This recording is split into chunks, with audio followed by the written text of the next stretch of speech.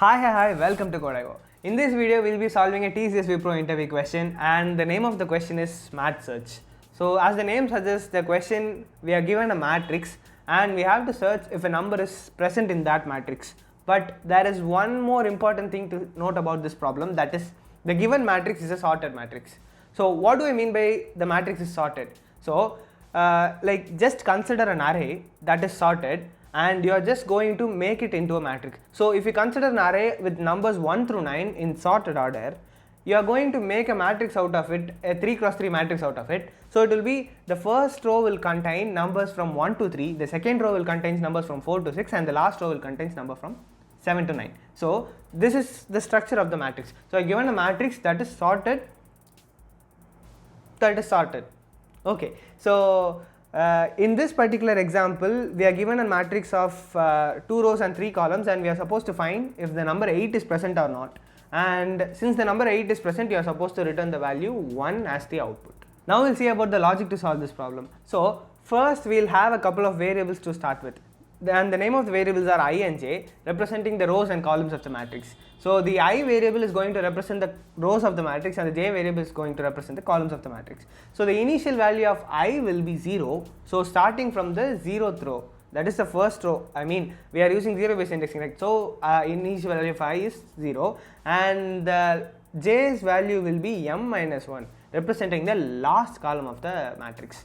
So initially it will be pointing to the number 4 in the matrix, that is the first row's last column. Since it is a sorted matrix, we can find if a number is present in that row with just one comparison. Here the first row last column's value is 4, and we know that any value to the left of 4 in first row will definitely be less than 4 because it is a sorted matrix.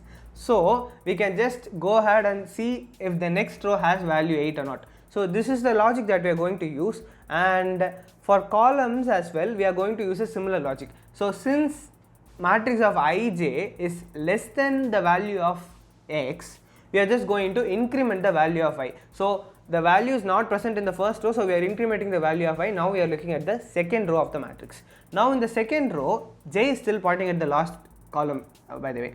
So in the second row's last column we have the value 9, which is greater than the value x. So what we can tell is the value x is definitely present to the left of 9 in the second row, if at all it is present in the matrix. So what we'll do is we'll decrement the value of j, because 9 is obviously greater than 8. If it were to be present in that matrix, it will be definitely in that row and it will be to the left of our current j position. So we are just decrementing the value of j, and in that position we have the value 8.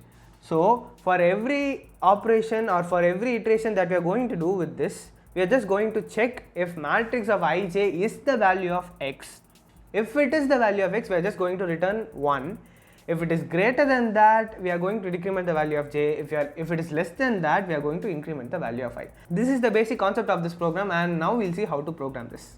So as we saw in the logic, we'll have a couple of variables I and j, and their initial values will be I equals 0 and j equals m minus 1.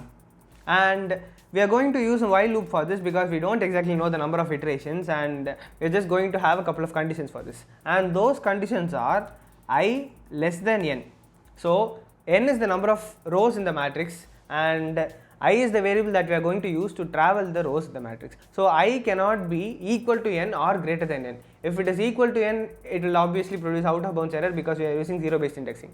So I should be less than n and j should be greater than equal to 0, because j is starting from the last column and moving towards the 0th column. So it should be greater than or equal to 0 and not less than 0, because that would simply be impossible. Array of minus 1 is not possible, right? So j should be greater than or equal to 0, and we are starting that from the last column. So this is the condition for while loop, and inside this while loop, the first thing we are going to check is if matrix of ij is the value that we are searching for.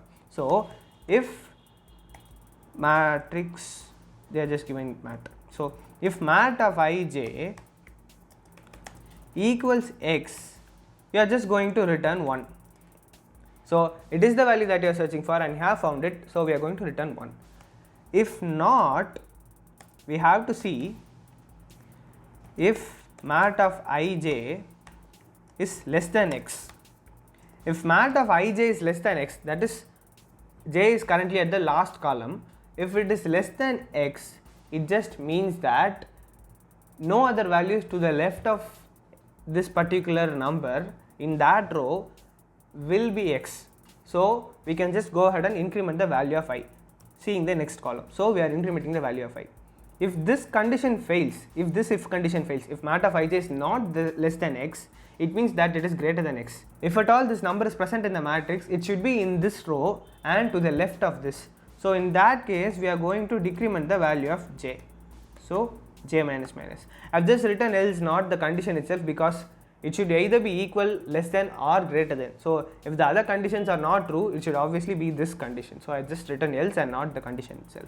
If the control of the program were to come out of this loop, it just means that the matrix of ij equal to x condition wasn't satisfied. So it means that you haven't encountered that element in the whole of the matrix. So in that case, we'll just go ahead and return 0. Now this is the logic of the program. Now we'll try to execute this. Now as you can see, our solution has been accepted by the compiler, and now we are at the try-it-out section of the video. So what I want you to do is, I want you to solve the same question without using while loops or by using for loops. Like traversing through the array, I want you to do that with for loops. Now if you can come up with a solution, please let us know in the comments, and if you have any questions, get them in the comments as well. So if you like the video, thank you so much for watching. Bye. Now if the control of the